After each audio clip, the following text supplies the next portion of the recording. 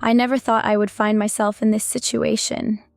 The house was quiet, almost too quiet as I sat at the dining table, my finger hovering over the confirmation button on my phone screen. The aroma of freshly brewed chamomile tea lingered in the air, a stark contrast to the turmoil in my mind. Ko Martinez was about to make a decision that would change everything.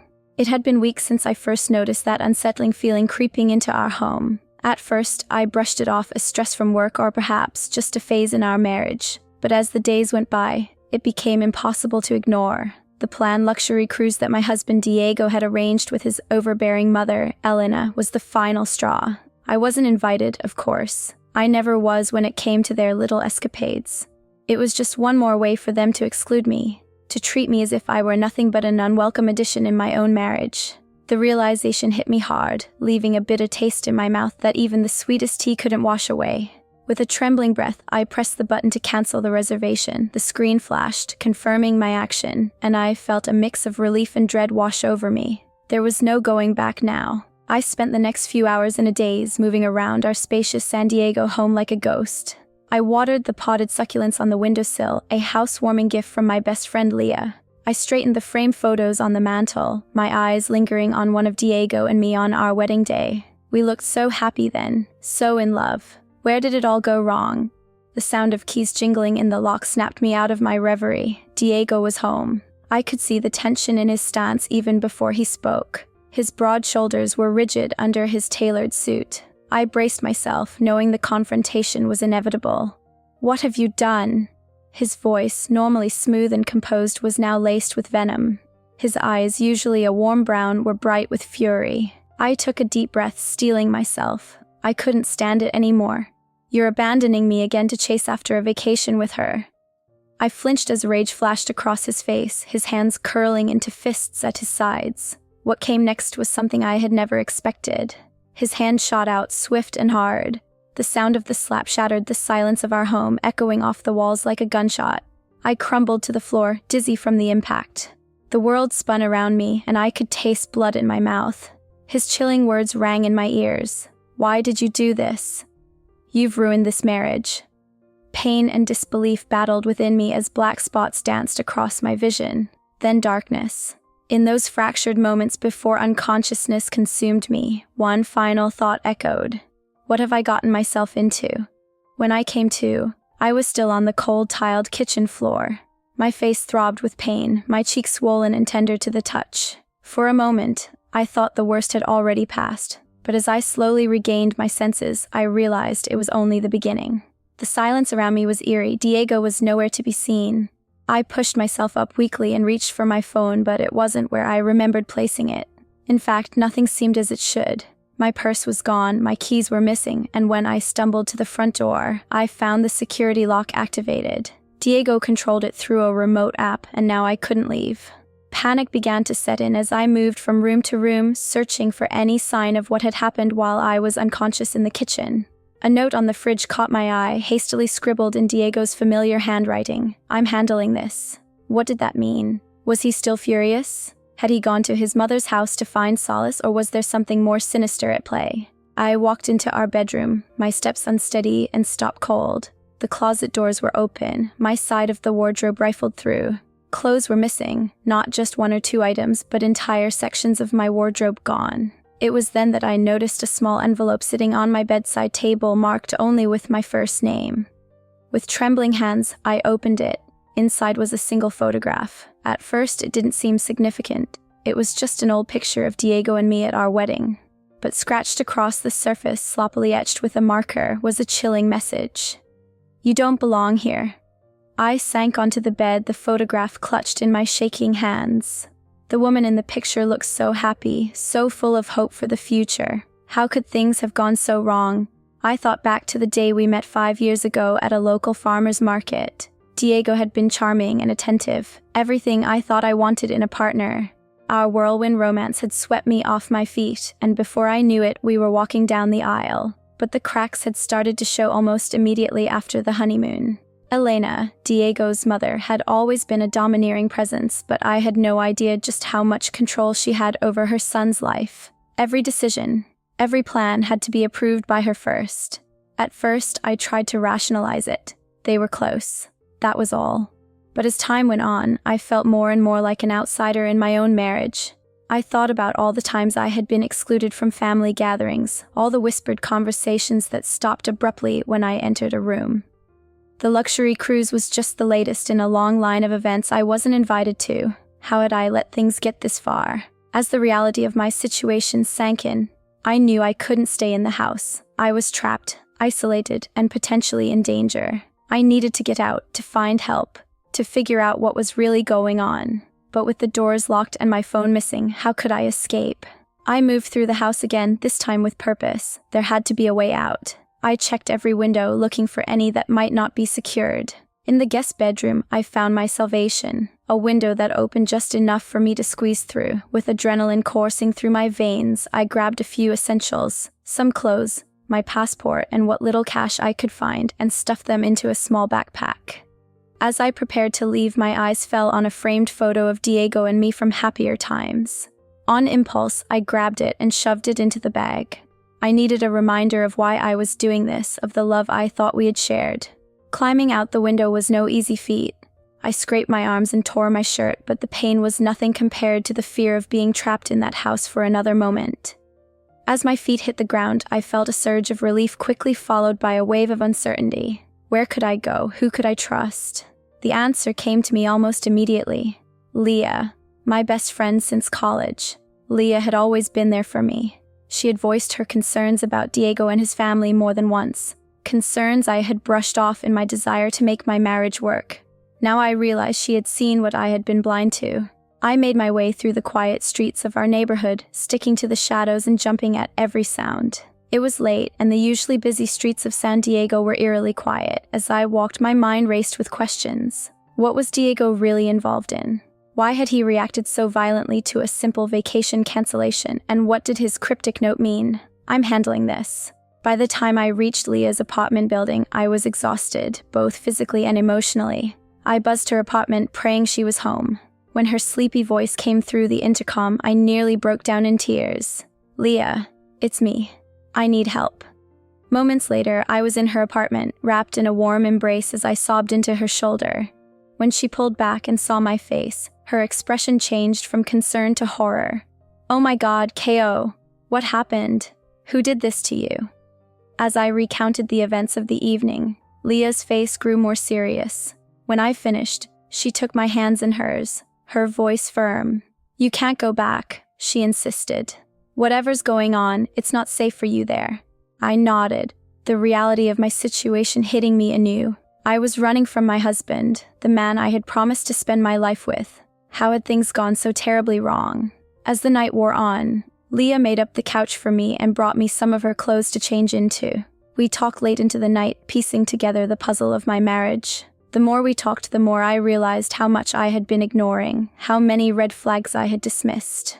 What if this isn't just about the trip? Leah suggested as we sat nursing cups of strong coffee. What if there's a reason they're excluding you?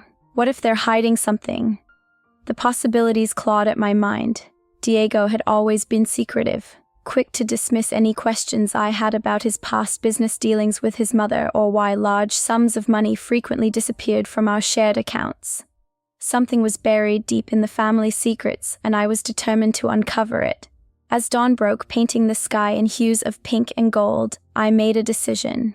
I couldn't run forever. I needed answers, and I needed to reclaim my life. Whatever Diego and Elena were involved in, I had to find out. It was time to stop being a victim and start fighting back. Little did I know, my fight was just beginning, and the truth would be more shocking than I could have ever imagined. The next few days at Leah's apartment passed in a blur. I spent most of my time huddled on her couch, alternating between fitful sleep and anxious pacing. Leah, bless her heart, did everything she could to comfort me, but the weight of my situation hung heavy on my shoulders. On the third day, I made a decision. I needed to go back to the house, not to stay, not to reconcile with Diego, but to gather evidence. If there was something sinister going on, as Leah and I suspected, I needed proof. Are you sure about this? Leah asked, her forehead creased with worry. It could be dangerous. I nodded, feeling more determined than I had in days. I have to know, Leah. I can't move forward until I understand what's really been happening. We planned carefully. I would go during the day when Diego was usually at work. Leah would drive me and wait nearby, ready to call the police if I didn't come out within an hour. It wasn't foolproof, but it was the best we could do. As we pulled up to my street, my heart began to race. The house looked exactly the same as when I'd left it, a picture-perfect suburban home with its manicured lawn and cheerful flower beds. How could something so normal-looking hide such dark secrets? "Be careful," Leah said as I got out of the car. I gave her a tight smile and a nod before walking up the familiar path to the front door. My hands shook as I inserted my key into the lock. To my surprise, it turned easily. I stepped inside, half expecting to find Diego waiting for me, but the house was silent and still. I moved through the rooms quickly, gathering anything that might be useful, financial documents, letters, anything that could give me a clue about what Diego and his mother were really up to. In our bedroom, I found my phone tucked away in a drawer. The battery was dead, but I pocketed it anyway. Then I entered Diego's home office. This room had always been off-limits to me, a fact that had bothered me throughout our marriage, but one I had ultimately accepted. Now I realized how foolish I had been. The office was immaculate, every surface polished to a shine. I started with the desk drawers, rifling through papers and folders. Most of it seemed mundane, bills, receipts, work documents. But then, in the bottom drawer, I found something that made my blood run cold. It was a folder labeled Legal Confidential. My hands trembled as I opened it. Inside were documents I could barely make sense of. Property deeds in Diego's name, strange contracts with clauses excluding spousal inheritance rights, and something far more alarming, bank statements for an account I had never known about, showing transfers of substantial amounts of money to offshore accounts. My mind reeled. What was all this? Was Diego involved in some kind of financial fraud? And why had he gone to such lengths to keep me in the dark? But the folder held one more shocking revelation. Tucked in the back was a set of photographs of me. They were recent but unflattering, clearly taken without my knowledge. There was one of me leaving the grocery store, another of me walking to work, and even one of me sitting alone in the park where I often went to read. Each one had been meticulously labeled with dates and times. The most chilling part was the word scrawled across several of the photos: destroy. My hands shook so badly I nearly dropped the folder. This wasn't just exclusion or control anymore. This was premeditated. But what was the endgame? What had Diego and his mother been planning to do to me? I was so absorbed in my horrifying discovery that I almost didn't hear the front door open. The familiar sound of keys jingling jolted me back to reality. Diego was home. Panic seized me. I scrambled to put everything back as I had found it, my heart pounding so loudly I was sure Diego would hear it. I had just closed the drawer when I heard his footsteps in the hallway. There was nowhere to hide. I stood frozen behind the desk as the office door swung open. Diego's eyes widened in surprise, then narrowed dangerously. "K.O.," he said, his voice low and controlled. "What are you doing here?" I struggled to keep my voice steady. "I came to get some of my things," I lied. "I didn't think you'd be home." He stepped into the room, closing the door behind him. The click of the latch sounded like a gunshot in the tense silence. "And you thought you'd do a little snooping while you were at it."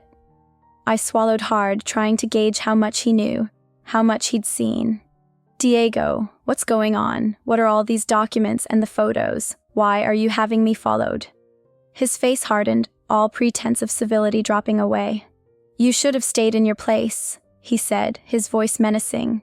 "You don't understand what you've done." "Then explain it to me," I demanded, surprised by the strength in my own voice. "No more lies, Diego. I want the truth." For a long moment, he just stared at me as if weighing his options. Then, to my surprise, he laughed. It was a harsh, bitter sound that sent chills down my spine. "The truth?" he said. "You want the truth? Fine. The truth is you were never supposed to find out any of this. You were supposed to be the perfect wife. Supportive, unquestioning, and most importantly, clueless." He began to pace, his words spilling out in a torrent. "The family business isn't what you think it is, K.O. It's not just real estate. That's just the surface, the respectable face we show the world. The real money comes from elsewhere." My mind raced, trying to process what he was saying. "You're laundering money," I said, the realization hitting me like a physical blow. Diego nodded, a twisted smile on his face. "Smart girl. Yes, We're laundering money. Lots of it. And you, my dear wife, have been an unwitting part of it all along. The pieces started to fall into place, the mysterious bank transfers, the secretive meetings with his mother, the way they'd always kept me at arm's length from the family business. You married me for this, I said, my voice barely above a whisper. You needed my name, my clean record. It wasn't personal, Diego said, as if that somehow made it better. We needed fresh accounts, ones that wouldn't raise suspicion. A new wife was the perfect cover. I felt sick. Our entire marriage had been a lie, a front for their illegal operations. Every moment of happiness we shared, every plan we made for the future, it had all been fake. And the cruise? I asked, remembering the catalyst that had started all this. That wasn't really a vacation, Diego shook his head. It was a business trip. We're expanding our operations and we needed to meet with some associates. Your little stunt with canceling the reservations could have cost us everything. The anger in his voice made me flinch, remembering the violence he'd shown that night. But I stood my ground. What were you planning to do with me? I asked, dreading the answer but needing to know. For the first time, Diego looked uncomfortable. That wasn't my idea, he said. My mother thought you were becoming a liability. She wanted to make sure we had options if you became problematic. The implication behind his words was clear, and it chilled me to the bone. They had been planning to get rid of me one way or another.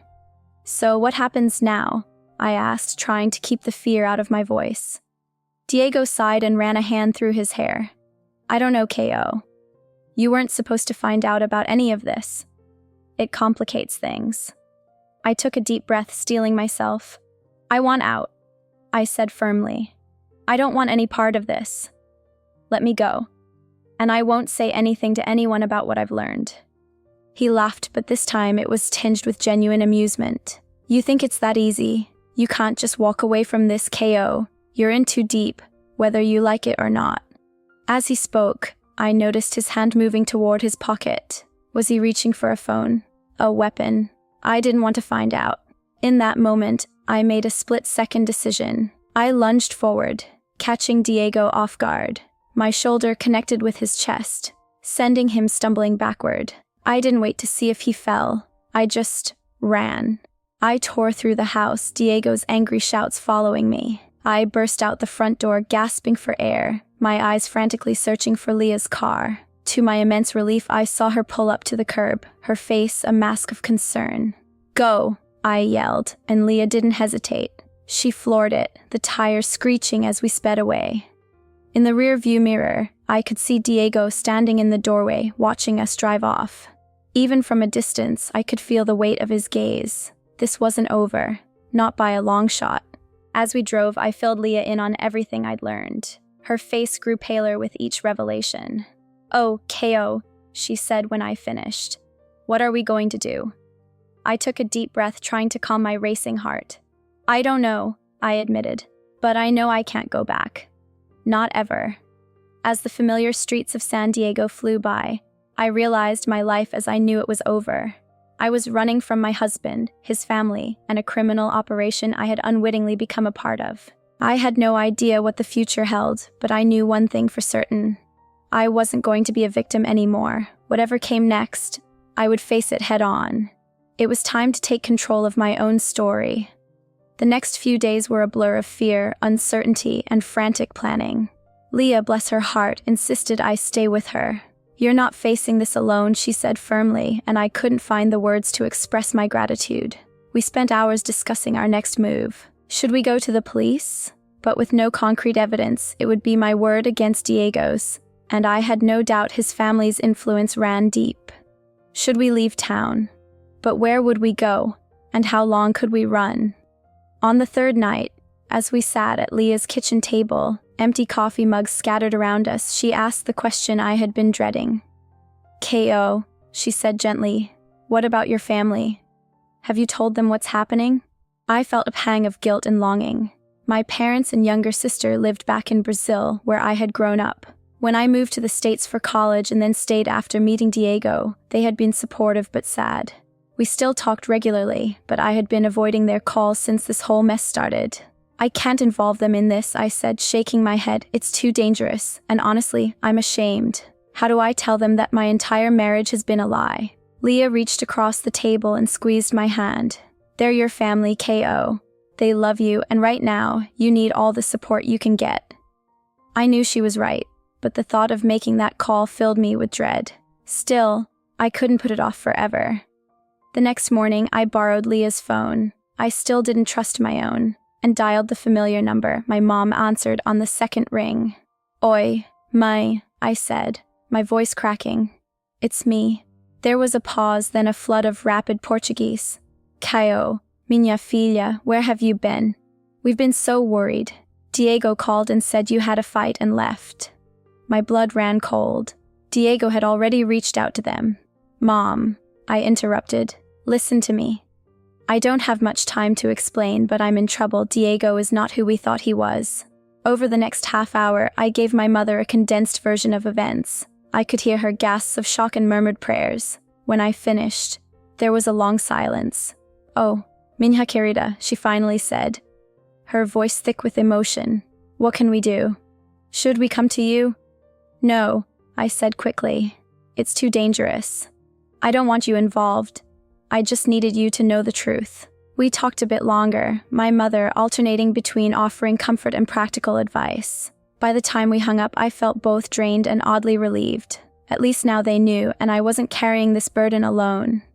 As the days passed, Leah and I fell into a routine of sorts. She'd go to work, and I'd spend my days researching Diego's family history, trying to piece together the extent of their operations. It was like putting together a massive, complex puzzle with half the pieces missing. One afternoon, about a week after my escape, I was deep in an internet rabbit hole when something caught my eye. It was an old newspaper article about a charity gala hosted by Elena, Diego's mother. The photo showed her standing next to a man I didn't recognize, but the caption made my heart skip a beat. Elena Morales with business partner Robert Hawkins.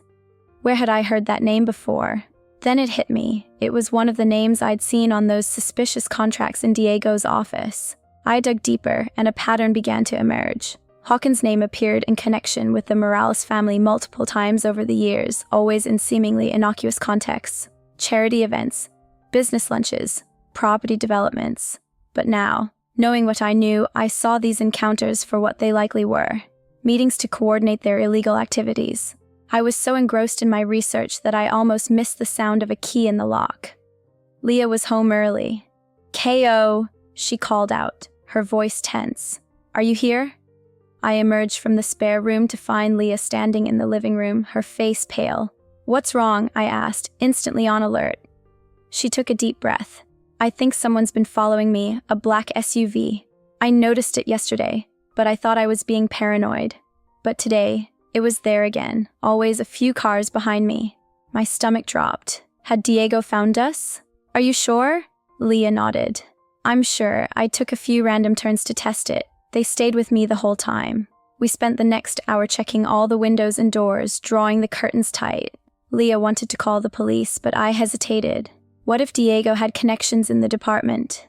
We couldn't trust anyone. As night fell, we huddled in the living room, jumping at every sound from the street. It was past midnight when Leah finally fell into a fitful sleep on the couch. I remained awake, my mind racing. I thought back to my life before all this, before Diego, before I left Brazil. I had been so eager for adventure, for a taste of the American dream. Now that dream had turned into a nightmare, and I longed for the simplicity of my old life. But dwelling on the past wouldn't help me now. I needed to focus on the future, on finding a way out of this mess.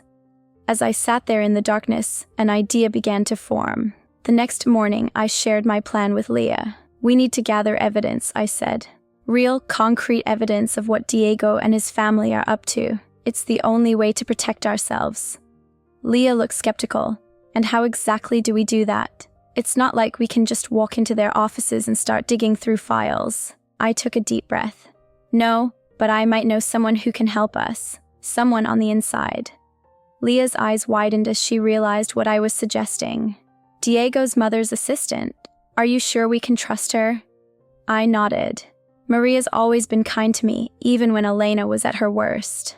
I've seen the way she looks at Elena sometimes, like she knows something's not right but is afraid to speak up. I think she might be willing to help us. It was a risk reaching out to Maria, If I was wrong about her, if she was loyal to the Morales family, it could blow up in our faces. But it felt like our only option. With shaking hands, I dialed Maria's personal number, praying she'd pick up. On the fourth ring, I heard her familiar voice. "Hello?" "Maria," I said quietly. "It's K.O. Please don't hang up. I need your help." There was a long pause, and for a moment I thought she'd ended the call. Then, so softly I almost missed it, she said, "I've been waiting for your call." Over the next hour, Maria confirmed my worst fears and then some. The Morales family's corruption ran deeper than I had imagined, with tentacles reaching into local politics, law enforcement, and even some federal agencies. "They're planning something big," Maria told me, her voice barely above a whisper. "I don't know all the details, but it's happening soon." "That cruise you canceled. It wasn't just a meeting. They're moving a huge amount of money, setting up some kind of major operation." My mind reeled. "Maria, we need proof. Documents, recordings, anything that shows what they're doing." Another pause. "I might be able to get you something," she said finally. "But K.O., you have to understand. This is dangerous. If they find out I'm helping you—" "I know," I said, feeling the weight of what I was asking. "I wouldn't ask if there was any other way. But Maria, this might be our only chance to stop them." We made plans to meet in 2 days at a small cafe across town. As I hung up, I felt a mix of hope and terror. We were making progress, but at what cost? Leah, who had been listening to my side of the conversation, looked at me with a mixture of admiration and fear. "You're incredibly brave. You know that," she said. I shook my head. "I'm terrified," I admitted, "but I can't let them win. I can't let them keep hurting people." As we settled in for another restless night, I found myself thinking of my family back in Brazil, of lazy Sundays spent at my grandmother's house, the smell of feijoada filling the air, my sister's laughter as we chased each other through the streets, my father's strong, calloused hands as he taught me to change a tire. I missed them with an ache that felt physical, but I knew that by staying away, by fighting this battle on my own, I was protecting them. And maybe, just maybe, if we succeeded in bringing down Diego and his family, I could go home again, not just to visit, but to stay, to rebuild my life in the place where I'd always felt safest. But first, we had to survive the next 2 days. In the world I now found myself in, even that was far from guaranteed. The next 2 days crawled by at an agonizingly slow pace. Leah and I were constantly on edge, jumping at every unexpected sound, peering out of windows at the slightest noise. The black SUV hadn't made another appearance, but its absence was almost more unsettling than its presence. Were we still being watched, or had they given up? On the morning of our planned meeting with Maria, I woke up feeling like I hadn't slept at all. My stomach was in knots, and my hands wouldn't stop shaking. Leah noticed my state and gave me a reassuring hug. "We can still call this off," she said gently. "No one would blame you for walking away from all this." I shook my head. "No, I have to see this through. I can't spend the rest of my life looking over my shoulder, wondering when they'll come for me." We arrived at the cafe an hour early, choosing a table with a clear view of both the entrance and the street outside. I nursed a cup of coffee that I couldn't bring myself to drink, my eyes darting to the door every time it opened. At exactly 10 a.m., Maria walked in. She looked different from how I remembered her, thinner, with dark circles under her eyes that her makeup couldn't quite conceal. She ordered a tea at the counter before making her way to our table, her movements carefully casual. "K.O., she said softly as she sat down. "It's good to see you." I introduced her to Leah, and for a few minutes we engaged in stilted small talk, all too aware of the real reason for our meeting. Finally, Maria reached into her bag and pulled out a small USB drive. "Everything I could find is on here," she said, her voice barely above a whisper. "Financial records, emails, meeting notes. It's worse than you think." I reached for the drive, but Maria held onto it for a moment longer.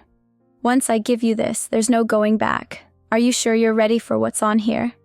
I met her eyes, seeing the fear and resolve mirrored in them. "I'm sure," I said firmly. She nodded and released the drive. As I pocketed it, she continued speaking, her words coming faster now. "They're planning something big. I don't know all the details, but it involves moving a massive amount of money offshore. They're calling it Operation Exodus." When Leah asked, leaning in. "When?" Maria replied. "Soon. Within the next week." I think they've been working around the clock, making calls at all hours. Elena's been particularly on edge. I felt a chill run down my spine. Whatever this Operation Exodus was, it sounded like the culmination of years of illegal activities. If we could stop it, we might be able to bring down the entire operation. What about Diego? I asked, dreading the answer but needing to know. Maria's expression softened with sympathy. He's at the center of it all, KO. From what I've overheard, he's the one coordinating everything. I nodded, swallowing hard. Part of me had still hoped that Diego was somehow less involved, that maybe he'd been coerced or manipulated by his mother. But this confirmation of his central role extinguished that last flicker of hope. We talked for a while longer, Maria filling us in on as many details as she could. As we were about to leave, she grabbed my hand. Be careful, KO. These people are dangerous. If they find out I've helped you, they won't, I assured her, squeezing her hand. We'll protect you, I promise. Back at Leah's apartment, we huddled around her laptop, our hearts racing as we plugged in the USB drive. File after file popped up, spreadsheets, PDFs, audio recordings. It was a treasure trove of incriminating evidence. As we dug deeper, the true scope of the Morales family's operations became clear. They weren't just laundering money, they were involved in a complex web of fraud, bribery, and even blackmail. Politicians, judges, business leaders, so many influential figures were implicated in these documents. Oh my God, Leah breathed as we scrolled through a particularly damning email chain. KO, this is huge. This could bring down half the city's leadership. I nodded, feeling overwhelmed by the weight of what we'd uncovered. We need to take this to the authorities, but who can we trust? We spent hours poring over the files, making notes, trying to piece together the full picture of Operation Exodus. It seemed to involve moving vast sums of money through a series of shell companies before ultimately transferring it to accounts in countries with strict banking secrecy laws. The amount of money involved was staggering. Hundreds of millions of dollars. As night fell, we were still at it, our eyes burning from staring at the screen for so long. That's when we found it, a file that made my blood run cold. It was a detailed plan, complete with my photo and personal information. The document outlined a scheme to frame me for embezzlement, using accounts set up in my name without my knowledge. They had planned to make me the scapegoat for their entire operation. This is why they married me, I said, my voice shaking. They needed someone to take the fall when things inevitably came crashing down. Leah put her arm around me, pulling me close. We won't let that happen, she said fiercely. We have the evidence now, we can fight back. Just then, a noise from outside made us both freeze. It sounded like a car door slamming, followed by footsteps. We rushed to the window, peering out cautiously. My heart nearly stopped. Getting out of a familiar black SUV was Diego. How did he find us? Leah whispered, her face pale. I shook my head, my mind racing. Had Maria betrayed us? Had we been followed from the cafe? Or had Diego known where we were all along, just biding his time? We have to get out of here, I said, already moving to gather our things.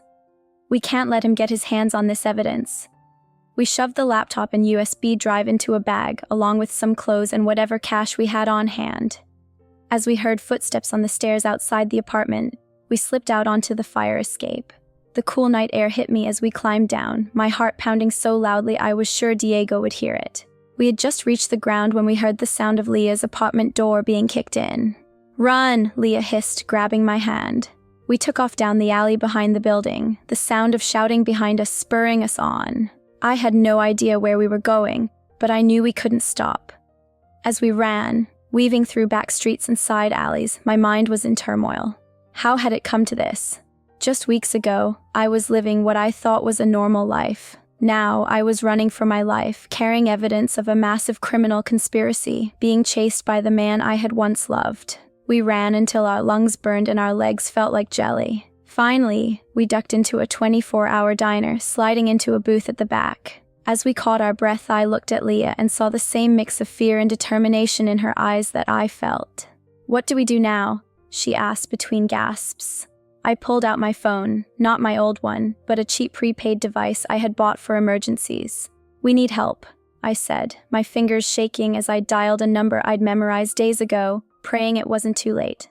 After 3 rings, a gruff voice answered, "This is Detective Ramirez." I took a deep breath. Detective. My name is Ko Martinez. I have information about a major criminal operation involving the Morales family. My friend and I are in danger. We need your help." There was a pause on the other end. "Where are you?" "Stay put. I'm on my way." As I hung up, I felt a glimmer of hope for the first time in days. We had the evidence, and we had found someone who might be able to help. Maybe, just maybe, we could see this through. But as I looked out the window of the diner, scanning the streets for any sign of Diego or his associates, I knew we weren't out of danger yet. The hardest part of our journey was still to come. Whatever happened next, there was no going back. The secrets were out of the shadows, and it was time to face them head on. The next hour was the longest of my life. Leah and I sat in intense silence, our eyes darting between the diner's entrance and the windows, expecting Diego or his goons to burst in at any moment. The few other patrons in the diner seemed oblivious to our distress, focused on their late-night meals and conversations. When the bell above the door chimed, we both jumped. A man in his mid-50s with salt and pepper hair and a weathered face walked in. His eyes scanned the room. Even in plain clothes, there was no mistaking the authoritative air of a police detective. He spotted us and made his way over, sliding into the booth across from us. "Ko Martinez?" he asked in a low voice. I nodded, my throat suddenly dry. "I'm Detective Ramirez. You said you have information about the Morales family." I glanced around nervously before pulling out the USB drive. "It's all on here," I said, my voice barely above a whisper. "Financial records, emails, plans for something they're calling Operation Exodus. It's big, Detective. Really big." Ramirez's eyes widened slightly as he took in the implications. He pocketed the drive and leaned in. "We need to get you both to a safe location. My car's out back. Let's go." As we followed Ramirez out of the diner, I felt exposed and vulnerable. Every shadow seemed to hide a potential threat. We piled into his unmarked car, and as we pulled away, I finally allowed myself to breathe a small sigh of relief. "Where are we going?" Leah asked, her voice tight with anxiety. "Precinct. Safe house," Ramirez replied, his eyes constantly checking the rearview mirror. "We'll get your statements there and start going through that evidence." The safe house turned out to be a nondescript apartment in a quiet part of town. As we settled in, Ramirez set up a laptop and got to work on the USB drive. His expression grew grimmer with each file he opened. "This is incredible," he muttered, more to himself than to us. "We've been trying to build a case against the Morales family for years, but they've always been one step ahead. This could be the break we've been waiting for." Over the next few hours, we went through everything. The financial records, the emails, the plans for Operation Exodus. I recounted my story, starting from the moment I first suspected something was wrong with my marriage, right up to our escape from Leah's apartment. As dawn broke, casting a pale light through the safe house windows, Ramirez leaned back in his chair, rubbing his tired eyes. "Okay," he said. "Here's what we're going to do. I'm going to take this evidence to my superiors and start putting together a task force. You two are going to stay here where it's safe." "For how long?" I asked, anxious at the thought of being cooped up indefinitely. "As long as it takes," Ramirez said firmly. "These people are dangerous, Ko. They won't hesitate to eliminate anyone who threatens their operation." I nodded, knowing he was right, but hating the feeling of helplessness. The next few days passed in a blur of monotony and tension. Leah and I tried to keep ourselves occupied, but the waiting was excruciating. Ramirez checked in regularly, updating us on the progress of the investigation. They were moving carefully, building an airtight case before making any moves. On the fourth day, everything changed. Ramirez burst into the safe house, his face grim. "We've got a problem," he said without preamble. "Someone tipped off the Morales family. They're liquidating assets, moving money. We're going to lose them if we don't move now." My heart raced. "What does that mean for us?" Ramirez hesitated, and I knew I wasn't going to like what came next. "We need your help, Ko. We need you to meet with Diego." "What?" Leah exclaimed, jumping to her feet. "That's insane. They'll kill her." But even as Leah protested, a part of me knew this was coming. I had started this, and I needed to see it through. "What do you need me to do?" I asked, my voice steadier than I felt. Ramirez laid out the plan. I would reach out to Diego, telling him I wanted to talk and work things out. We would meet in a public place wired for sound with undercover officers nearby. The goal was to get Diego to incriminate himself, to give us the final pieces we needed to bring down the whole operation. It was risky, incredibly so, but it was also our best chance. The next day found me sitting in a bustling cafe in downtown San Diego, my heart pounding so hard I was sure everyone could hear it. I had sent Diego a message telling him I was sorry and wanted to talk. He agreed surprisingly quickly, making me wonder what he was planning. When he walked in, looking as handsome and put together as ever, I felt a confusing mix of emotions: fear, anger, and, to my shame, a lingering trace of the love I had once felt for him. "K.O.," he said as he sat down across from me, his voice soft, but his eyes hard. "I've been worried about you." I forced a smile, trying to channel the woman I had been before all this started. Naive, trusting, desperate to make my marriage work. "I'm sorry I ran, Diego. I was just scared and confused. Can we talk? Really talk?" For a moment, I saw a flicker of the man I thought I had married, caring, attentive, but it was gone in an instant, replaced by a calculating look that sent chills down my spine. "Of course," he said smoothly. "Why don't we go somewhere more private? I have a hotel room nearby." I hesitated, knowing this wasn't part of the plan, but I also knew this might be our only chance. "Okay," I said, standing up. I could almost hear Ramirez cursing through the wire hidden under my shirt. The walk to the hotel was tense, filled with stilted small talk. As soon as we entered the room, Diego's demeanor changed. His face hardened, all pretense of warmth vanishing. "Enough games, K.O., he said, his voice low and dangerous. "Where's the drive?" I stepped back, my heart racing. "What drive?" He moved towards me, his eyes flashing with anger. "Don't play dumb. I know Maria gave you something. Where is it?" "I don't know what you're talking about," I insisted, my back hitting the wall. "Diego, you're scaring me. What's going on?" For a moment, he just stared at me, as if trying to decide whether I was telling the truth. Then, to my shock, he laughed, a cold, humorless sound that made my blood run cold. "You really don't know, do you?" he said, shaking his head. "You have no idea what you've gotten yourself into." And then, to my amazement, he started talking. Maybe he thought I was too naive to understand, or maybe he just needed to unburden himself, but he laid it all out. The money laundering, the bribes, the blackmail. He confirmed everything we had found on the drive and more. "It wasn't personal, you know," he said almost conversationally.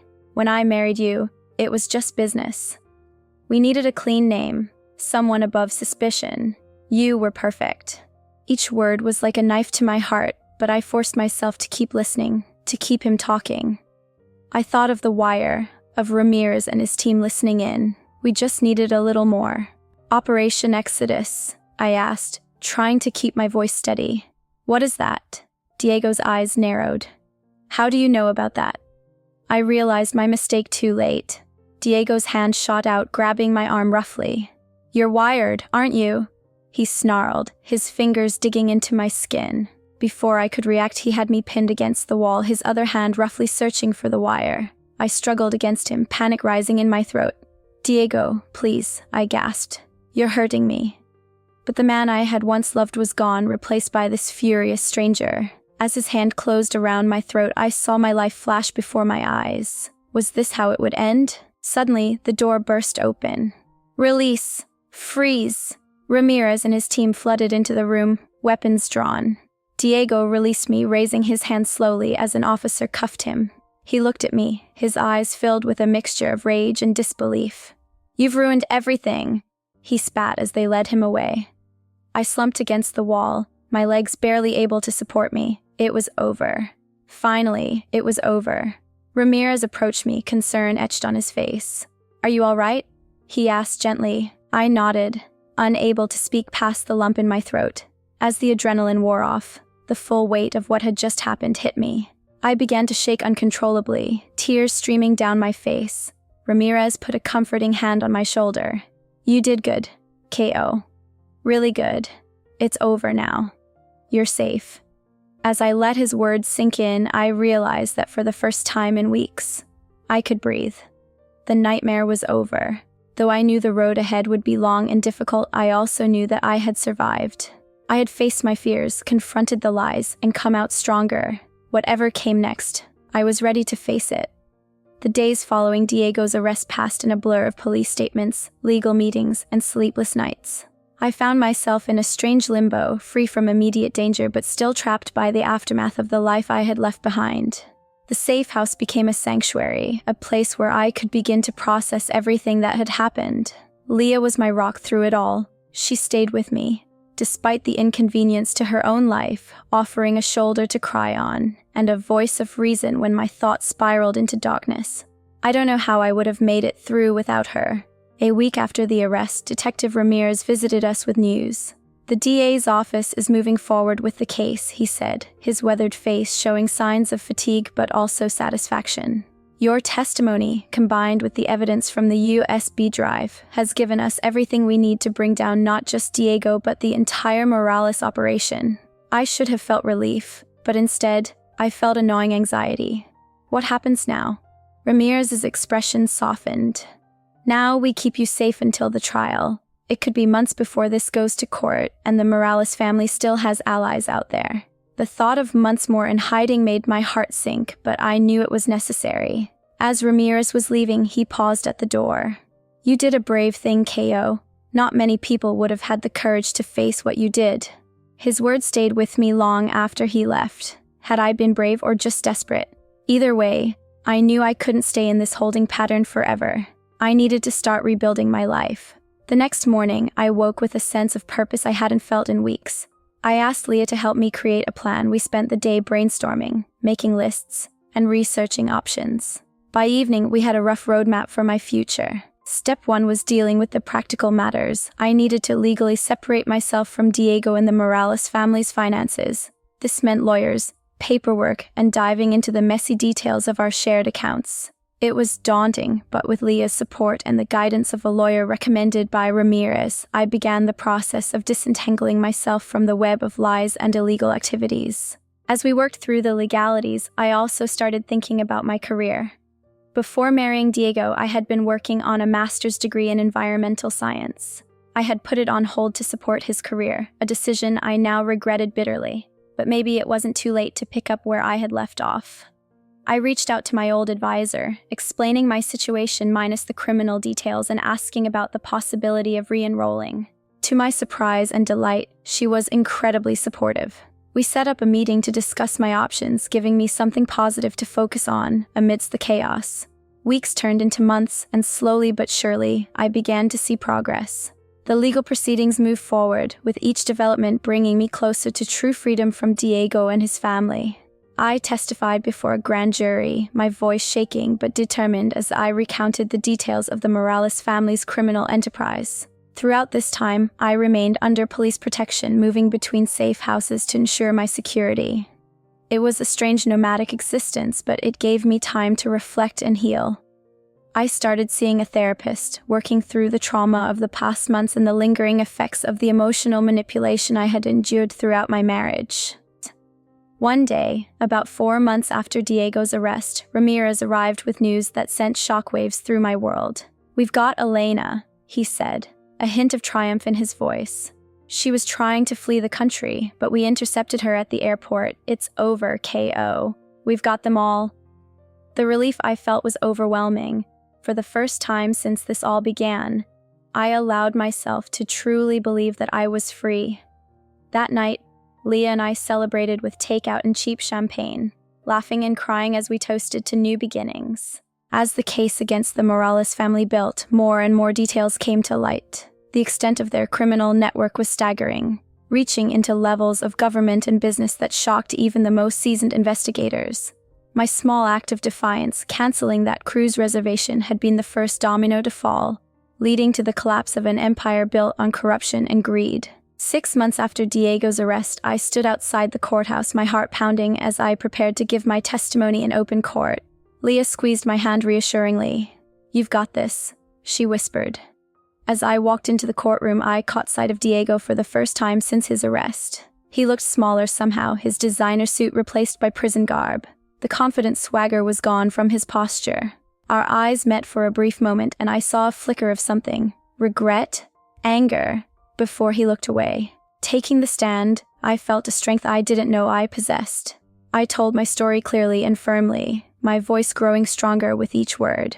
I spoke of the manipulation, the lies, the gradual realization that my entire marriage had been a sham. As I talked, I felt the last chains of fear and doubt fall away. In the end, justice prevailed. Diego, Elena, and their associates were convicted on multiple charges. The sentencing brought a sense of closure but also a strange sadness.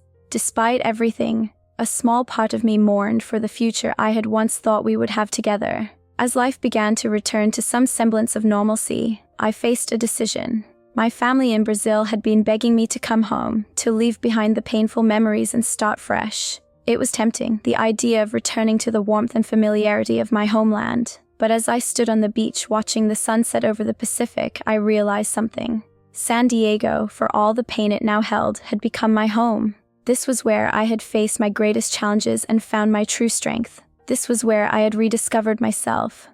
I enrolled back in my master's program, throwing myself into my studies with renewed passion. Leah and I found an apartment together, creating a home filled with laughter and light, so different from the cold, controlled environment I had lived in with Diego. Slowly but surely, I began to build a new life for myself. I volunteered at a local women's shelter, sharing my story and helping others find the strength to leave abusive situations. It was painful at times, revisiting my own trauma, but it was also incredibly healing. A year after the trial, I stood on the stage at my graduation ceremony, accepting my master's degree in environmental science. As I looked out at the crowd, I saw Leah cheering wildly, and next to her, my parents and sister who had flown in for the occasion. My heart swelled with love and gratitude. That evening, as we celebrated with a beachside barbecue, I found a quiet moment to slip away to the water's edge. As the waves lapped at my feet, I thought about the journey that had brought me here. The pain, the fear, the moments of utter despair. They were all part of me now, but they didn't define me. I thought of Diego sitting in a prison cell and felt a complex mix of emotions: anger, sadness, and finally pity. He had chosen his path and now he had to live with the consequences. But me, I was free. As I walked back to my friends and family, their laughter carrying on the ocean breeze, I felt a profound sense of peace. The future stretched out before me, full of possibilities. I didn't know exactly what it held, but I knew one thing for certain. Whatever came next, I was strong enough to face it. My life had been forged in fire, but from those flames, I had emerged stronger, wiser, and truly free. And that freedom? It was the most precious thing in the world. If there's one thing I've learned from everything I've been through, it's this. Never ignore the red flags, the small dismissals, the gut feelings, the moments that don't sit right. Those are warnings, not coincidences. Looking back, I can see all the signs I brushed off, all the times I convinced myself that love was enough to fix what was broken. It wasn't. And it never will be. To anyone out there feeling trapped, whether in a relationship, a job, or a situation that feels wrong, trust yourself. You don't need permission to walk away from something that's hurting you. You don't have to wait for proof to justify your feelings. Your survival, your peace, your happiness, those are reason enough. And if you do find yourself in the fire like I did, remember, you are stronger than you think. Keep going, keep fighting, and never let fear silence you. Freedom is always worth it. Thank you for listening to my story. Good luck.